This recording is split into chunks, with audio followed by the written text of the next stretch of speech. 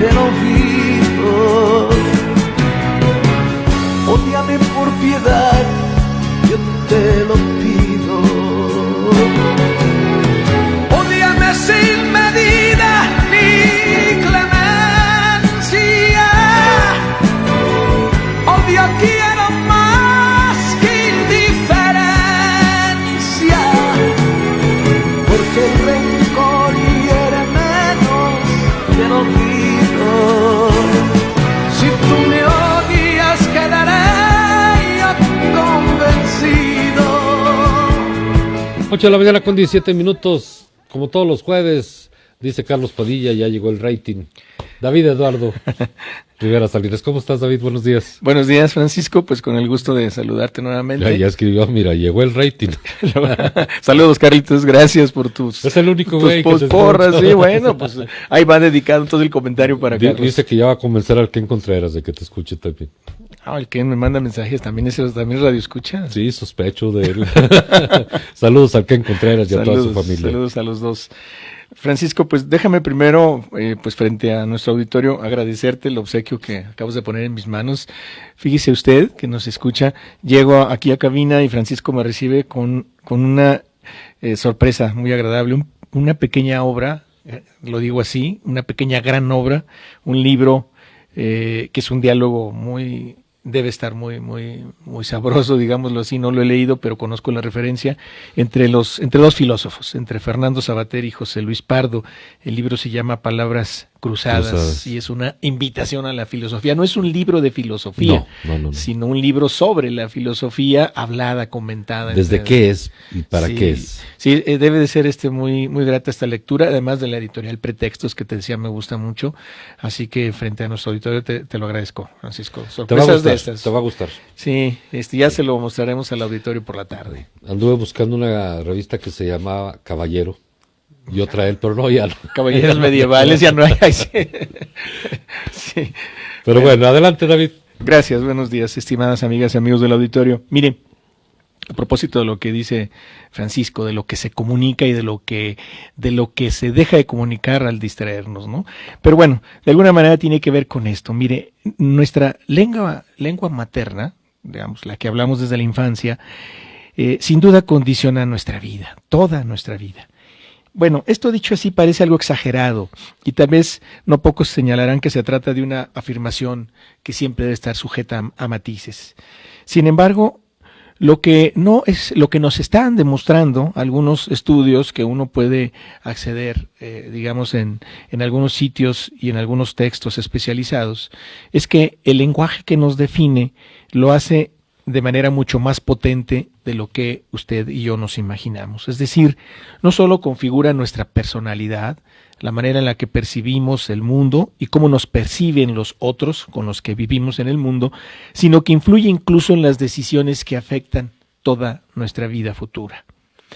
Por eso los estereotipos nacionales, para llamarlos así, son tan antiguos como las propias historias de las civilizaciones. Mire, cuanto mayor es el contacto entre ellas, entre civilizaciones, entre culturas, digamos, más se afianzan estos estereotipos. Usted ha escuchado mucho esto, por ejemplo, que para los españoles, y eso nos lo han heredado a nosotros, los alemanes son muy testarudos, son como cabezas cuadradas, muy mecánicos y muy disciplinados. Y los ingleses, para los españoles, son borrachos, así lo dicen, lo que no deja de ser curioso, porque para los ingleses los borrachos son sus vecinos, los irlandeses, ¿no? Y a nosotros también nos han heredado estos estereotipos. Fíjese que también cuando uno revisa ve que en las guerras también contribuyen a fijar imágenes y percepciones muchas veces dañinas, equivocadas, peyorativas sobre los otros. Tomando los mismos ejemplos, uno puede leer que los ingleses tienen un buen catálogo de desprecios hacia los alemanes, por cierto, vecinos, pero enemigos de siempre, igual que los franceses, ¿no? O algo que amarga la vida de muchos traductores es precisamente estas palabras extrañas que no tienen traducción en otros idiomas, pero que están fincadas en esta visión precisamente de adjetivar al otro. Pero bueno, al final, después de muchas vueltas, la mayor parte de las veces estos estereotipos y las palabras que los definen acaban por dejarlos en sus propios idiomas. Es decir, no hay más esfuerzos porque es inútil encontrar una traducción literal, sino que dejan ahí con un pie de página. Por ejemplo, el contacto con los españoles hizo que en 1845 está consignado ahí en el diccionario Merriam-Webster, que es un diccionario, digamos, muy visitado y muy reconocido en la lengua inglesa. Ese diccionario, a partir de entonces, registró la palabra mañana, la palabra, digamos, española o de nuestro idioma, de nuestra lengua, pero lo hizo no con su significado literal, sino con el siguiente. Dice que mañana significa en algún tiempo indefinido en el futuro.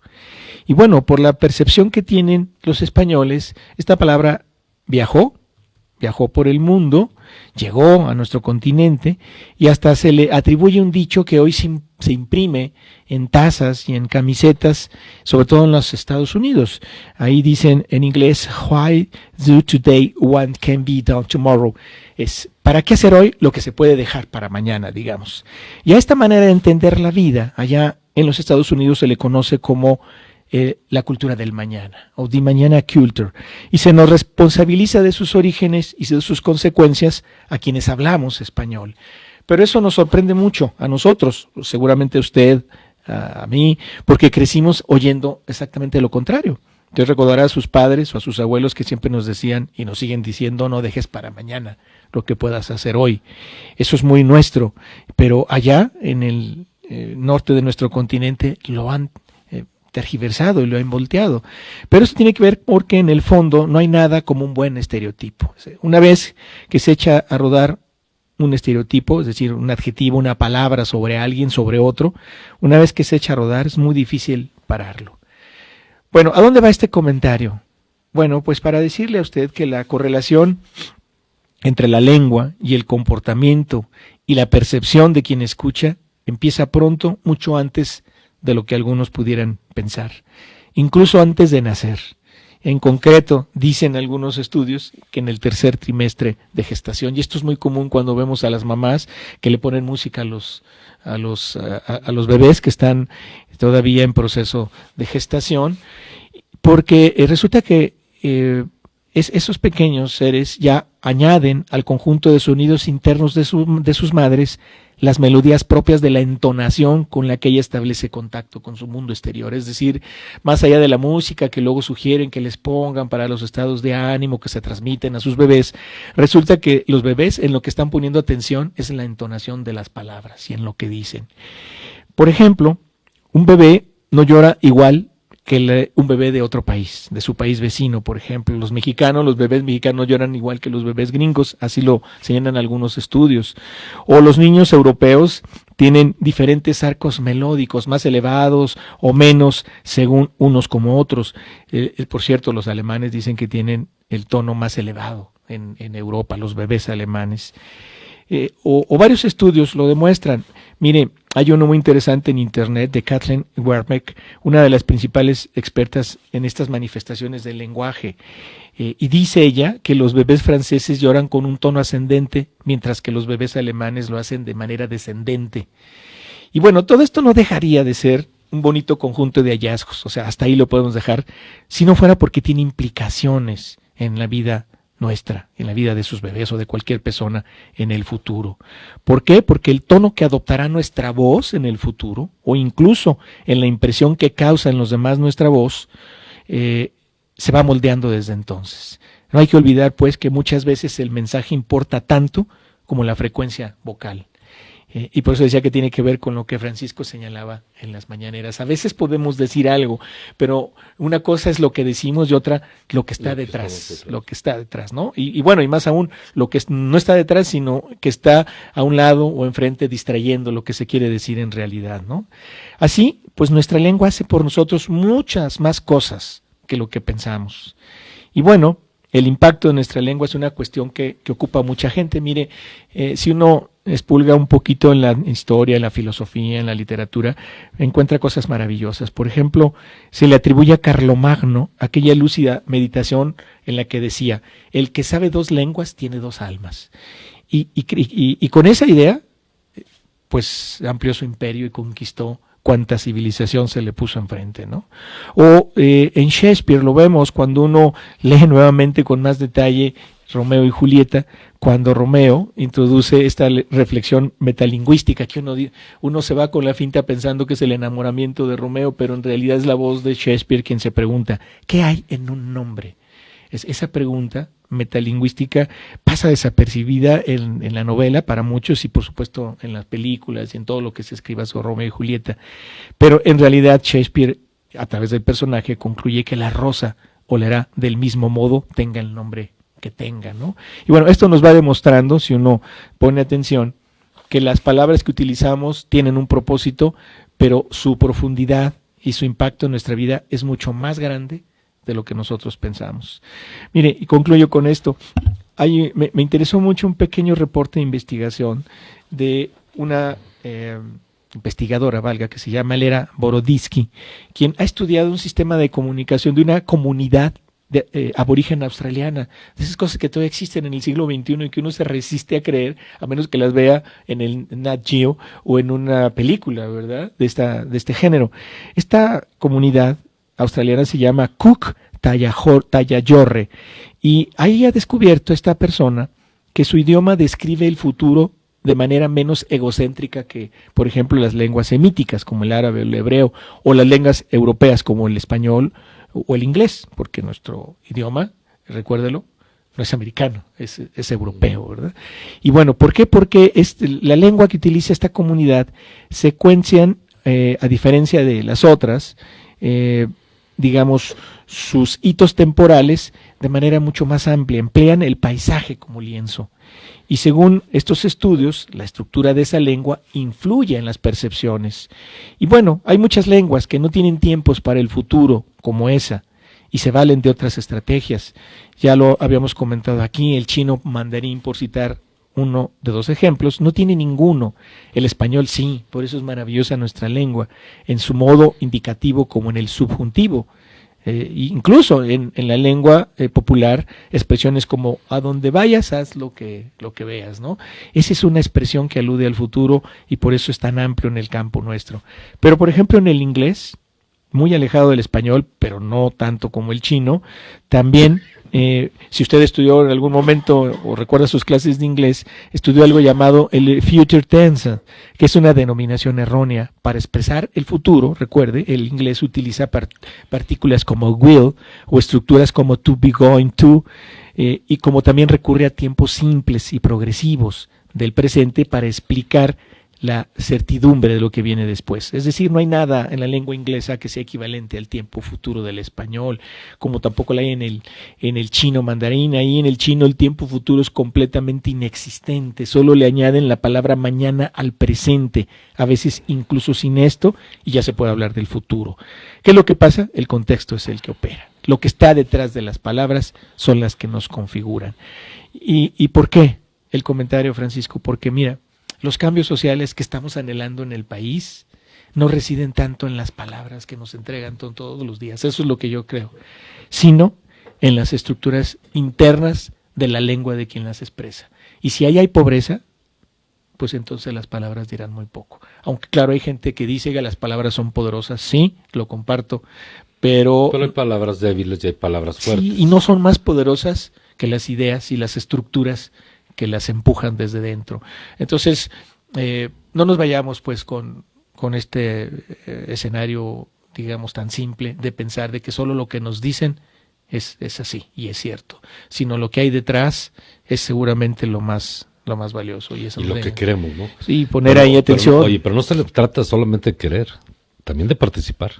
Bueno, sí, claro, porque nos han prometido, como dijimos aquí una vez, un país nuevo, pero no llega con los brazos cruzados, ¿verdad? Hay que participar todos, cada quien en y exigir que lo que nos han prometido se cumpla, por supuesto. Dialogar y tolerar. Sí, aunque la tolerancia no, diría yo que no entendida como aguantar al otro por lo que dices, ¿verdad? No estoy de acuerdo, discernir, pero te tolero, no en ese sentido, sino no estoy de acuerdo y te propongo esto y construyamos juntos con dos visiones distintas algo. Recuerda que ahora hay como una visión muy clara en la política que no se atiende, se desdeña todavía. Si quieres gobernar, tienes que hacerlo incluso con los que piensan de manera más distante a ti. Deberías de hacerlo. Debería de serlo así. Así. Porque los ejemplos en el mundo ahí están, ahorita, en otros países y en otros estilos y modos de gobernar. Así que, pues exijamos, por supuesto, que nuestro Y acabar país... con la política de los enanos de la política. Pues esos hay en todos lados, ¿verdad? Y en todos los partidos, lamentablemente. Y en todo el mundo. Sí. David, muchas gracias. Menos en la radio. No creas también. Oye, presentas un libro dentro de 8 días. Sí, maravilloso libro. Aquí está. Zacatecanas en el devenir de la historia. La entrevista que hiciste ayer a la doctora Emilia Reséndiz, gran amiga, una gran mujer. Pues estuvo muy agradable la entrevista. Mucha gente se comunicó seguramente. Sí.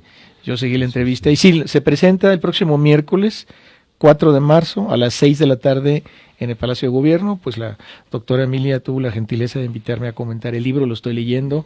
Tú ya lo terminaste, en eso te adelantaste, hiciste algunos comentarios interesantes ayer sobre los capítulos que están ahí, la presencia de estas mujeres que nadie conoce casi, y que rescatarlas. Que dejan una gran lección a la historia de la mujer en nuestro país. Sí, sobre todo en estos momentos, y hay que decirlo, en donde la presencia de las mujeres y sus exigencias están en el centro de la vida nacional, ¿no?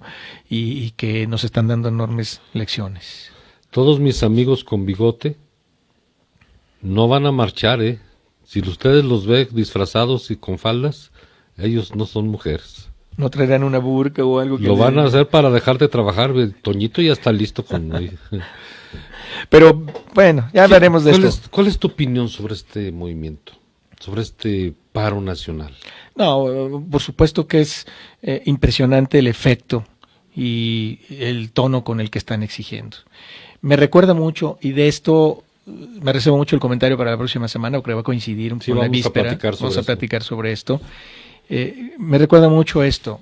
¿Qué es lo que quieren las mujeres? Que es la pregunta que se hacía Sigmund Freud hace ya muchas décadas, y que para mi gusto mucha gente no tiene una respuesta para eso. Seguimos sin respuesta. Sí, pero es importante construirla, ¿no?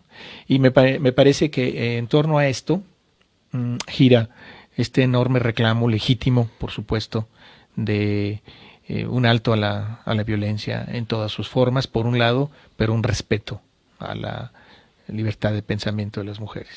Lo que sí yo he insistido mucho y voy a seguir insistiendo en este y en otros movimientos, el movimiento de las mujeres es genuino, nace con estas muchachas de Veracruz, va creciendo, se va desarrollando, hoy ya es un paro nacional, hoy es un movimiento nacional. ¿Qué hay que cuidar?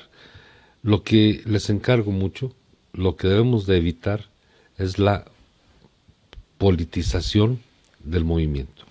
Que ya se está dando, ¿verdad? Que se está dando con el presidente de la República, con los integrantes de la derecha de nuestro país, con los partidos políticos, que la derecha, que la izquierda, que el centro. No, mándenlos a donde fueron ayer muchos de ustedes, a la tiznada. Un oportunismo pero de ramplón. Sí. De muy baja. Es un gran movimiento el que están haciendo, porque no solamente es el movimiento de las mujeres, es lo que nos están legando para lo que pudiera venir en el país. El movimiento nacional en busca de la construcción de un mejor país. Sí, y además es inédito en nuestro país y buena falta le hace sacudir conciencias a ese nivel, ¿verdad? Y nada que ver, como lo han dicho muchas mujeres en sus declaraciones, y estoy completamente de acuerdo, no están pidiéndole permiso a nadie, como que no va a haber sanciones y que esto y lo otro, pues si no están pidiendo eso, ¿no? Lo que sí tengo es un... Oye, pero en esa parte también, David, hay que cuidar, desde mi punto de vista. Estoy de acuerdo en que lo van a pedir permiso, estoy de acuerdo en que es un movimiento genuino, que es un movimiento... Pero las mujeres también agreden, David.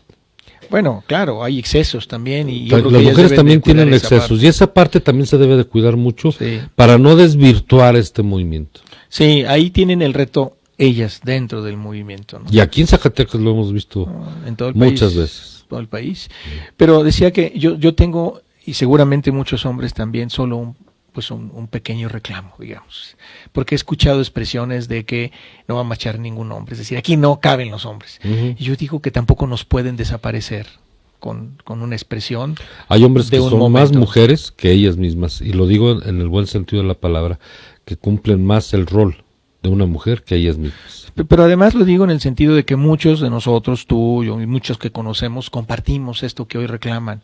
Y entonces no pueden hacerlo solas, tienen que hacerlo con nosotros. Claro que entendemos el sentido de esta protesta y de este paro, pero que no se les olvide que en esta construcción estamos juntos, hombres y mujeres. Y bueno, ahí está el ejemplo de también Un Día Sin Mexicanos, ¿te acuerdas? Sí, lo de Alfonso Bravo, inmediatamente nos acordamos de aquello, sí. Parece una especie de fábula, no sé, pero deja enorme lección, ¿verdad? Fíjate cómo el cine de ese estilo llega y se hace realidad, ¿verdad? Y cómo nos influye y cómo nos influye y cómo nos ha orientado y cómo nos ha educado. Sí, así es. Okay. Pues fíjate, felicita el maestro Martín Valderas por tu excelente comentario. Muchas gracias, maestro Martín, sí, lo ubico perfectamente. Saludos, muchas gracias. Sé que se comunica mucha gente. Fíjate que la semana pasada que no estuviste aquí se comunicó una persona y dijo algo muy interesante que lo voy a recuperar en la tarde. Que ya no venga Pancho, ¿qué dijo? No, de hecho el comentario de hoy lo iba a compartir la semana pasada y lo decidí sobre la marcha dejarlo para que... No, lo de la marcha vamos a dejarlo para tú y yo. Sí, la próxima semana. Sin ponernos de acuerdo, pero luego salen cosas interesantes. No, pero además que es obligado, digamos, esto de llamar y generar conciencia tiene que pasar por el lenguaje y tiene que pasar por los medios de comunicación, ¿verdad? Sí. De otra manera, ¿cómo se lograría el propósito? Pero bueno, gracias a eso y a las redes sociales ahorita, pues es impresionante lo que va a pasar. Yo ya estoy ansioso de ver lo que sucede el domingo y el lunes 9. ¿verdad? Y hay que apoyarlo, hay que apoyarlo. No se trata de apoyarlo con que vengan o no a trabajar. Tú, Toñito, vienes a trabajar, güey, no vengas con tus cosas, no saques tu falda, vienes a trabajar. Hay que apoyarlo de muchas maneras. Hay que darle el tratamiento serio que se merece este movimiento. Claro. Pero claro. sobre todo hay que buscar qué buscan las mujeres y qué respuesta podemos encontrar todos, porque no es una respuesta para las mujeres, es una respuesta para el país. Sí, claro, para todos. Yo por lo pronto ya en casa me dijeron, se suman al paro, entonces... Pues mira, uno que es ingeniero de compras y mantenimiento de su hogar no tiene ese problema. Sí, yo ya voy a hacer mi agenda. No, yo ya sé hacer huevos y ya sé hacer todo eso. 9 de la mañana, mercado de abastos, 10 de la mañana, etcétera, etcétera. No, también hay que tomarlo con buen humor, o sea, también no Sí. se sientan agredidas, es buen humor. Sí, por No supuesto. pierdan el buen humor en todo esto. En el fondo, nosotros manifestamos, por supuesto, una simpatía por esto y un respeto absoluto. Bueno, pues ya platicaremos dentro de 8 días. Y la presentación dentro Del de libro, 8 días el del libro miércoles. Zacatecas en el devenir del tiempo, de Emilia Reséndez, presenta David Eduardo Rivera Salinas y también presenta la doctora Adriana Rivero Garza. Ella es la titular de la Secretaría de la Mujer. De las mujeres, y estará nuestro compañero, colega Manuel González. Manuel González en la moderación de este. Moderando el libro, Zacatecanas en el devenir de la historia. De verdad, espere el libro y si tiene oportunidad, adquiera un ejemplar porque es una lectura hasta donde yo voy, muy, muy grata, muy además aleccionadora, pues, sobre personajes que están, y sobre movimientos, y sobre capítulos de la historia que no son muy conocidos como el de la propaganda, ¿no? Y luego te voy a recomendar otro libro, ya lo empecé a leer, ayer me lo hicieron llegar, se llama El holograma de la comunicación de Mónica Muñoz Muñoz, también de nuestra máxima casa de estudios, también de la Universidad Autónoma de Zacatecas, y bueno, trae cosas interesantes, precisamente sobre el lenguaje. Pues ese es un tema que ahorita está encima de todo lo que vemos en el ámbito social a través del uso de la red, ¿verdad? De las redes sociales, la dictadura de los algoritmos, ¿no? Todo tema. Hay cosas interesantes de, por ejemplo, bueno, en la introducción, cómo nos veían los españoles en aquel Congreso de la Lengua, decían, no, por Zacatecas no se preocupen, en Zacatecas saben defender su lenguaje. Y eso salió en la televisión española. Aquí viene la referencia. Bueno, entre muchas cosas que ya platicaremos también sobre este libro que seguramente vas a leer y que trae cosas para comentarlas, ¿no? Trae un bonito cosas libro, además, mira el tamaño, todo, Es cabe en bien la palma cómodo, de tu sí. mano prácticamente. Así es que Mónica Muñoz, muchas gracias. Próximamente estará con nosotros platicando sobre el holograma de la comunicación, aportaciones para la enseñanza del español desde la sociolingüística y la complejidad. Fíjate nada más, ahí están dos aportaciones de mujeres, ¿no? Dos y muy buenas aportaciones. Sí, que hay que admirar este trabajo. Toñito, faltan 20 minutos y no hemos ido a ningún mendigo corte comercial. Por estar platicando con ¿verdad? Sí, hombre, Ya se nos fue el programa. Ya, oye. vámonos. Sí. Vámonos. ¿O qué te parece si le seguimos? No, Sí, pues, corte, vámonos.